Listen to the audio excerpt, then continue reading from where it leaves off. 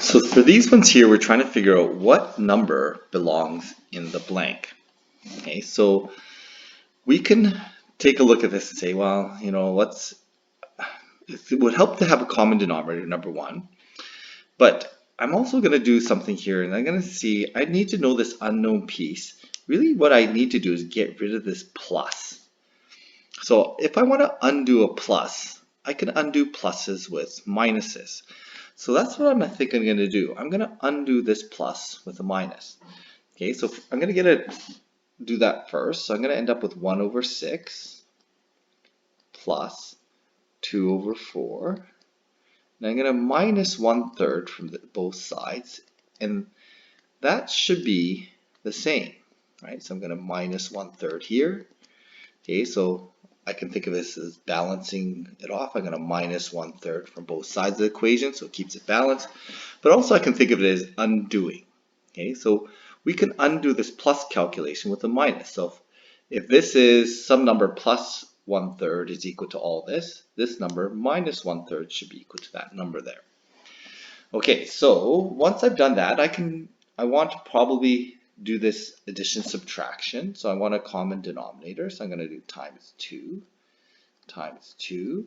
I'm going to do times 3 here, times 3 here, times 4, and times 4.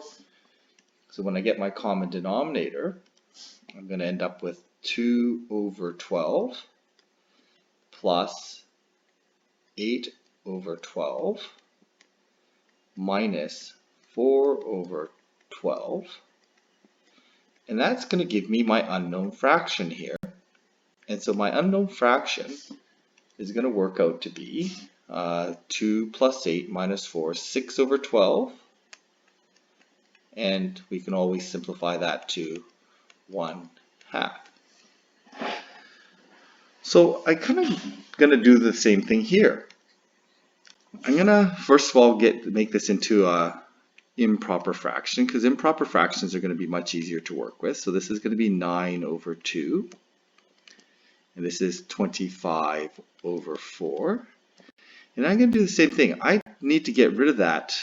I need to undo that plus 9 over 2. Okay?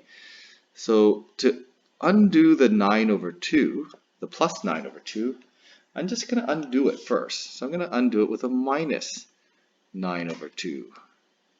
And so 25 over 4 minus 9 over 2 should give me that. So if I take away that, okay, I should end up with that. Okay, so this idea of undoing is really useful because I'm really just undoing this calculation, and it leads towards this idea of balance. Okay, if I undo this side and undo this side, I'm going to keep it balanced. This is what we call a zero pair. Okay, so that's going to cancel out. Okay, just like this here, this was called the zero pair, so those just cancel out as well. So these ideas of undoing and balance start to come into effect here. So I'm just going to write it out like this. This is my unknown fraction is equal to 25. Okay, we need a common denominator, so I'm going to do times by 2 times by 2. So I get 25 over 4 minus 18 over 4. Okay, well that works out to be, when I work that out, 25 minus 18 is 7. So I get this answer of 7 over 4. And in this case here, that's as low as I can go. So this is going to be my final answer here. So again, this idea of undoing really is kind of useful. We can undo these things. Okay, so this one's a little bit hard here because how do I undo? This is the divide, and I have this piece here. Okay, and I need to, if I undo the divide, I'm undoing an unknown here. So that's a bit of a problem here.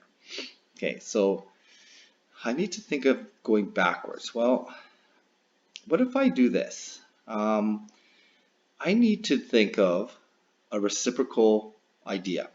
So if I think this way, I can think that if I do the reciprocal of this, it might help me out.